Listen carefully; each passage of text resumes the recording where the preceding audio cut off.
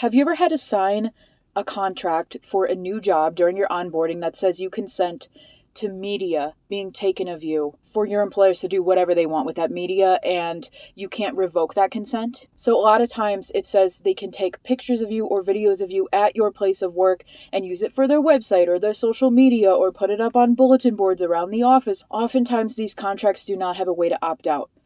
The only way to get hired on and complete the onboarding process is to actually say, yes, you consent. Now, if you know anything about consent, saying that if you don't consent, you don't get hired, that's not consent. That's coercion.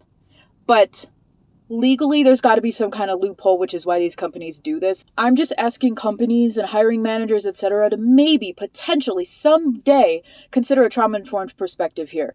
Not everybody is safe to have their face, their name, and their exact location of work plastered on social media or even just on bulletin boards around an office. That's basically doxing, because you never know who's going to walk in there and see that person and who could hurt them. There's survivors of trafficking, DV, SA, stalking, etc., who need to remain private.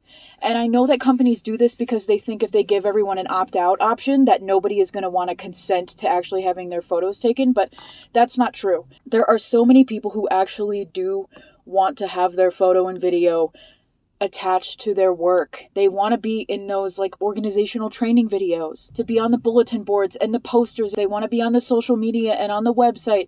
There are so many people that like to do that.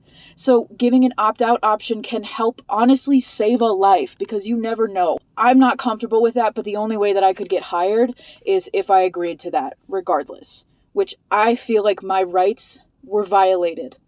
But legally, with all the loopholes in our criminal system, it doesn't matter.